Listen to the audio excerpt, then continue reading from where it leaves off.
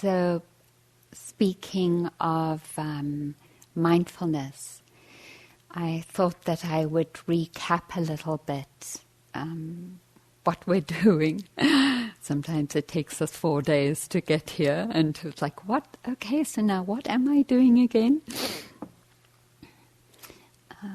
There are two stories that really embed, for me, mindfulness, and one is the story of Kalu Rinpoche being taken by a student to the aquarium in Boston.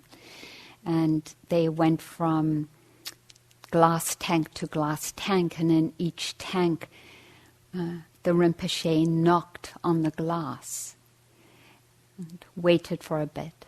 And then they went to the next tank, and the student who realized that Rinpoche couldn't read the sign on each tank saying, please do not knock or tap the glass tanks, said, Rinpoche, what are you doing? And he said, I'm tapping the glass tanks so that I might gather the attention of the fish so that I can bless them. U Pandita, the inheritor of Masi Sayadaw, quite a renowned Vipassana teacher, talks about mindfulness as confronting. So there's these two different energies depending on what's needed, but both speak to a turning towards our experience and connecting with it. And connecting with it with that intention, we could say, to bless. Another way that is spoken of it more in the Sufi tradition is a poem that many of you know called The Guest House, where each experience, each moment of experience comes to us as a guest, and Rumi invites us to welcome those guests. And I imagine myself being a hostess at a party, having invited certain people. And as the people I know, I know you so well, I'm happy, kindness to have you arise inside my being. Oh, I didn't really invite you, jealousy. But because I'm a good hostess, I invite jealousy in as well. This hostess notes who arise or host or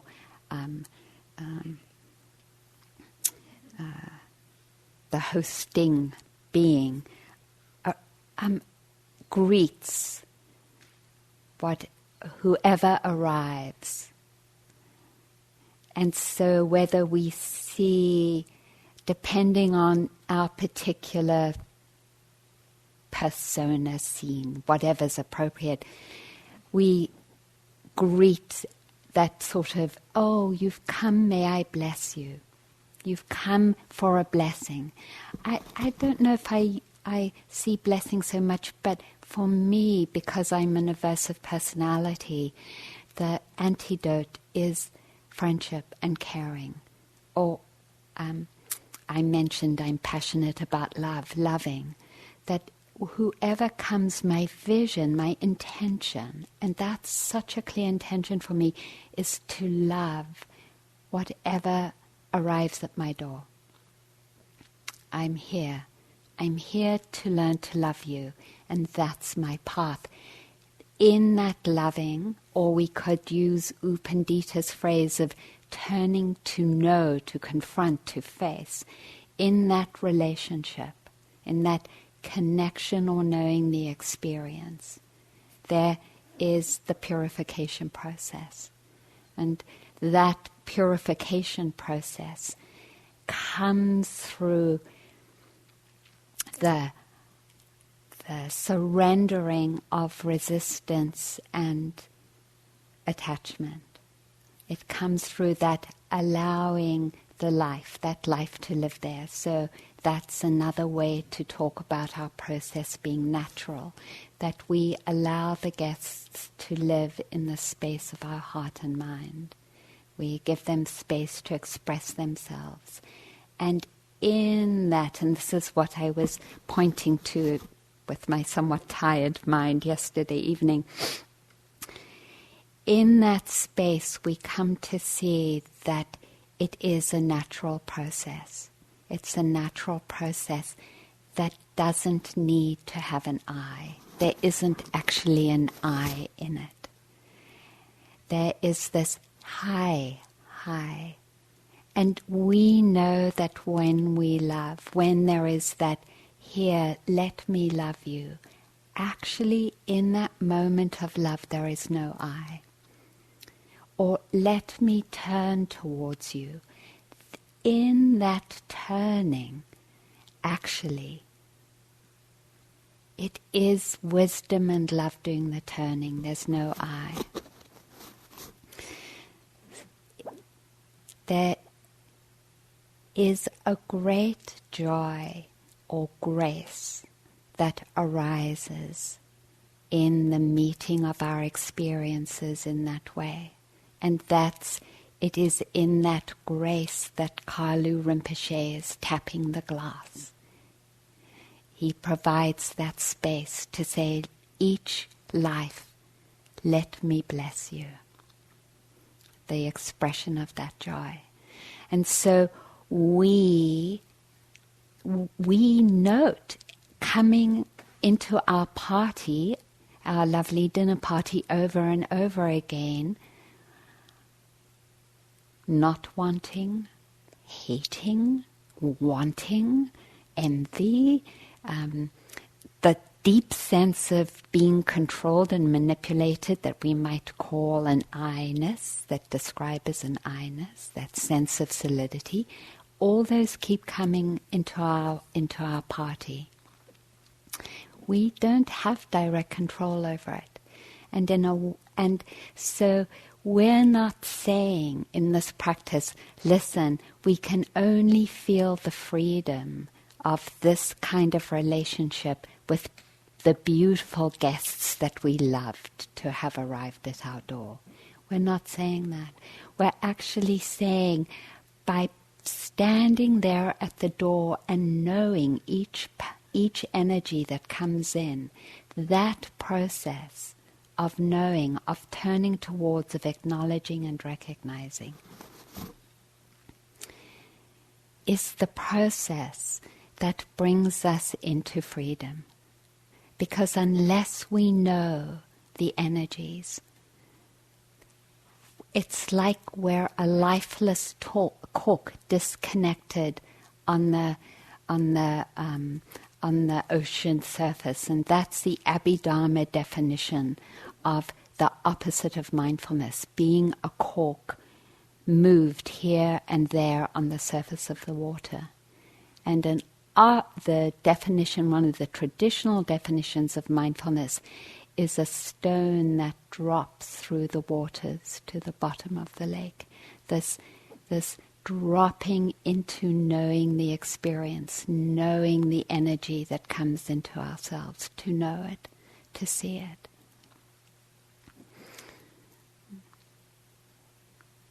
And in that process of seeing, we also see the energies that serve us and don't. So even though they come into our party, we know who we really want to feed. And because we are the host, we decide which we feed and which we don't. No, you're here. That's okay. I'm a good hostess. I have invited you in, but I'm not feeding you envy. I'm not believing your particular dress code, your story.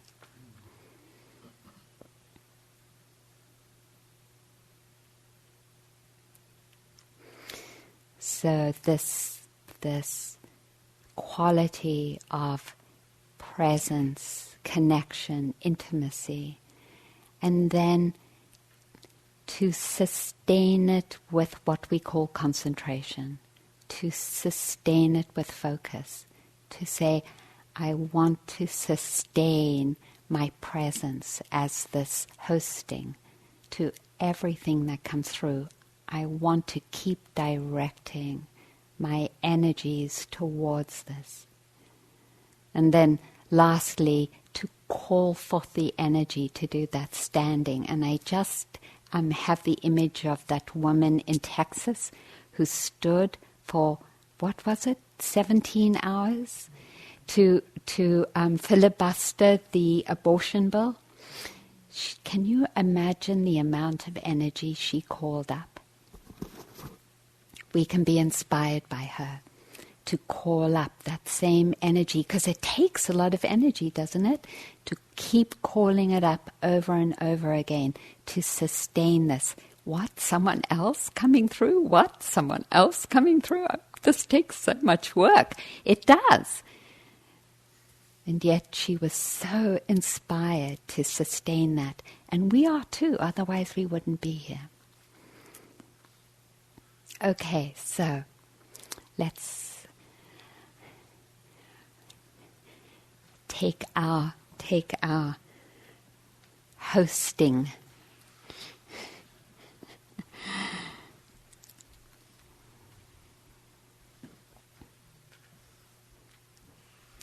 Yeah, taking time to find what is comfortable for you.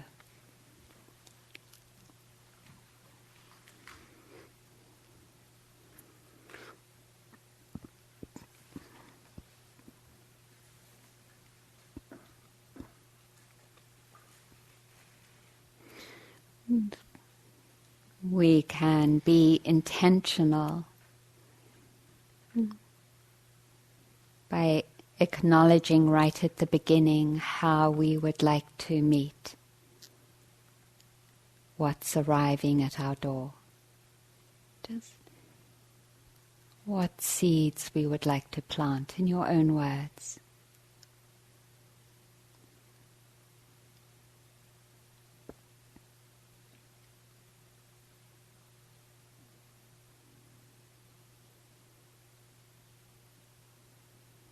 And then often the first guest are the expressions of the body.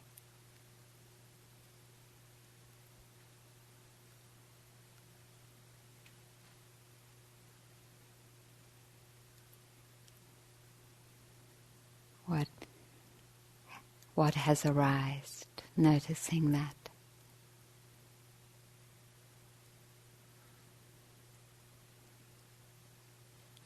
The particular qualities of this guest.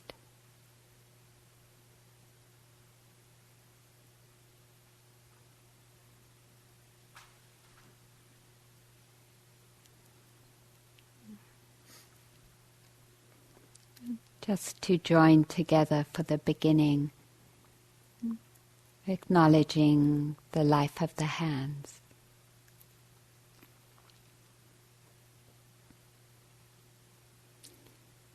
Quality of coolness or warmth, this guest.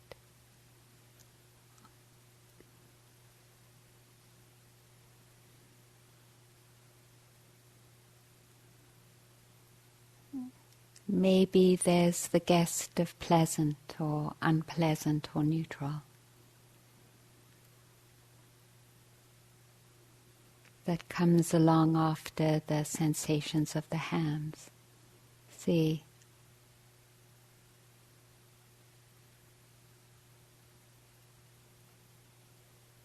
Or some mental state.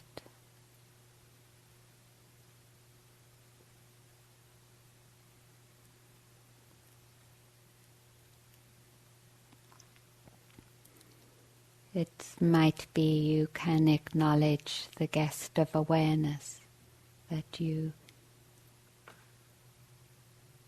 greet your own awareness, your knowing.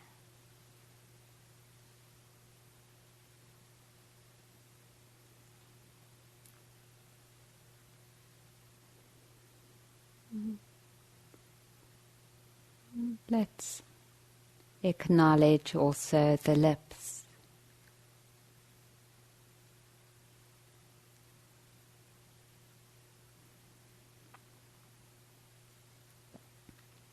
The wetness behind them, how the lips become wet in the gums.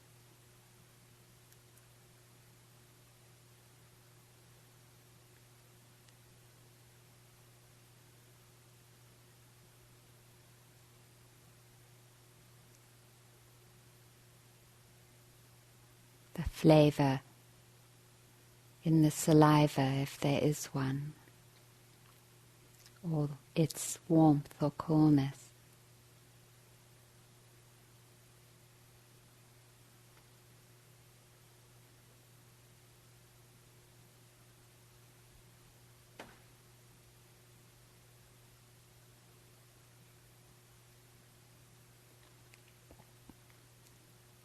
And the throat.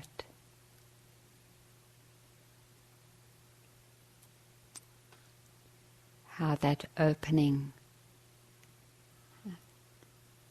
manifests for you as it enters into your experience.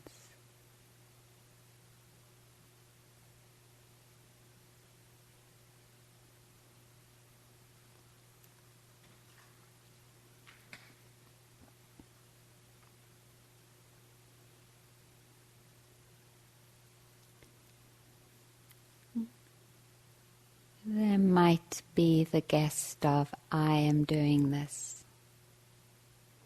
I'm wanting this or not wanting this. Knowing that.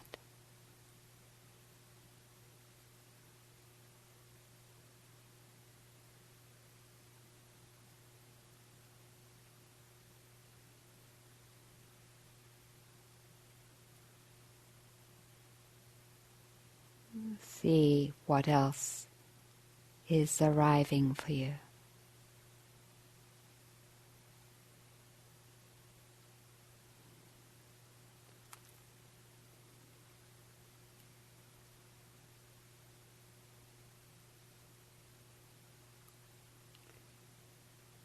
Feeling free to receive the breath as an anchor or sound.